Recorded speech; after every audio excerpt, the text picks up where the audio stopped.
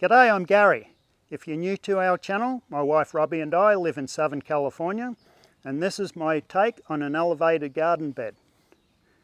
If you've been watching our channel or you're familiar with our channel, you'll know that Robbie grows a lot of things in totes on chairs. This works out really well. You can configure the chairs in a lot of different ways, and she's got plenty of videos to show how she's got that set up. For my garden, I came up with a different way to raise them off the ground. I wanted to raise them off the ground. I know I've got plenty of things growing in the ground, but there's a few reasons I wanted to lift a couple of plants up. My production has dropped off the past couple of years because as my garden's grown, so has the roots from the Brazilian peppers behind me. The Brazilian peppers have invasive roots and they've come into my garden and they're stealing nutrients and water. So some of my plants have suffered from that. So I've been continuously root pruning, but rather than continuously root prune, I've removed a couple of pepper trees and the existing roots are going to send up suckers, so I'm going to just trim those out. But by lifting my totes off the ground, I'm going to solve that problem. Last year was the first year I really started growing in totes, but this year I decided to lift a few up. So this is a good working height. It's very comfortable to work on. So what I wanted to do was make something that was the equivalent height. So I came up with this platform. So basically what I've done is I've taken a couple of concrete construction blocks.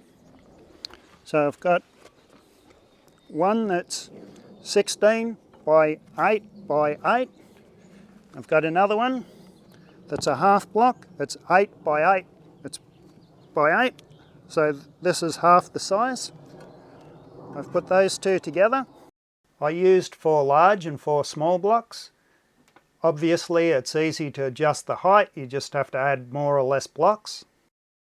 What I did was I removed the wood chips away from the ground. I leveled it out and I stacked 2 on top of one another. So I've got a large block and a small block.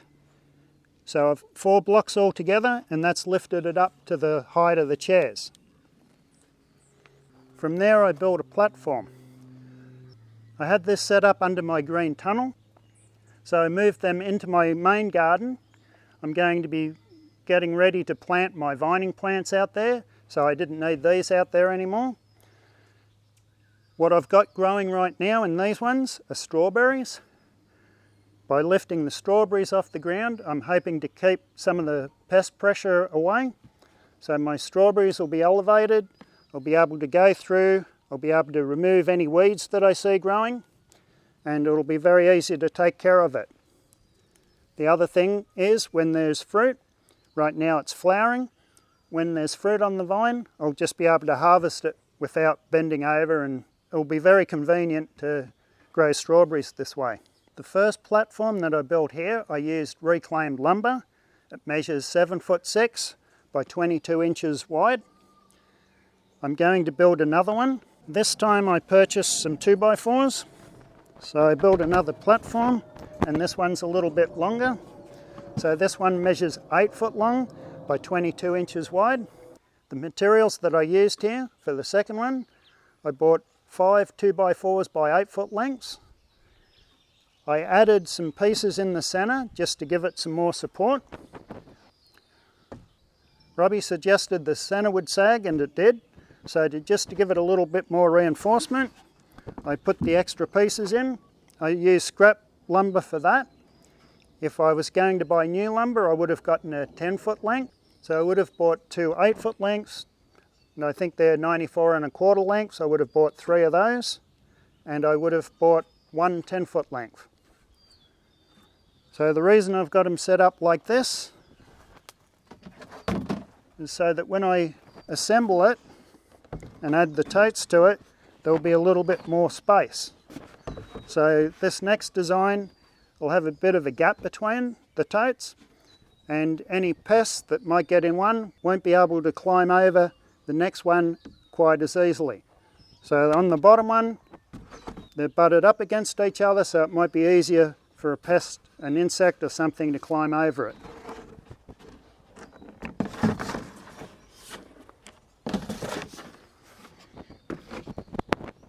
I put together the ends first. I used deck screws to fasten it. Before I drilled the holes, I drilled pilot holes so that prevents it from splitting, and that's especially important if you're going to be using repurposed or reclaimed lumber. The bottom one I painted green. I like to get some markdown paint at Home Depot. If someone gets a gallon of paint and it's the wrong colour, they'll return it and they'll sell it for maybe half price. You'll have to check on that. Other lumber stores or hardware stores do the same thing. That's something to look for. Anyhow, I'm going to paint this so it blends in, because I like to have things in my garden that blend in. Here's another option worth showing. I set this one up behind Robbie's rainbow garden on a concrete slab that I poured for the patio last summer. Because it's already level, I didn't need a level to level the blocks. So it's the same situation. I've got the concrete blocks sitting on the slab. I built this a little differently. I used angle iron from a bed frame. The bed frame, because it's hardened steel, didn't work out that well. When I tried to drill through it, I blundered a couple of drill bits and my self-tapping screws didn't go through it. So this didn't work out so well. The idea I had was I could put some of these blocks on the angle iron and I could shift them around and adjust them depending on where the tote was going to sit.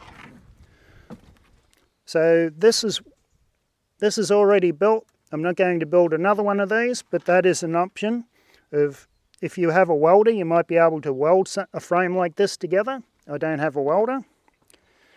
Now a setup like this might be good if you were going to grow over summer and you had to put your equipment away over the winter months.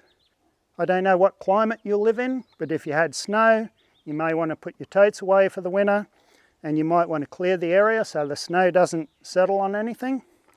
But this is all very portable like the other one. The other idea too is by having it up like this, you could have this set up on a driveway, and when it rained, the rainwater will just drain off your concrete. So this is another way that I set up a raised garden bed. So that's pretty much it. I hope you enjoyed this video and got something out of it. If you did, please give it a thumbs up. And if you have any comments to leave, please feel free to comment in the comment section below. With that, thanks for watching, and don't forget to eat what you grow. Bye.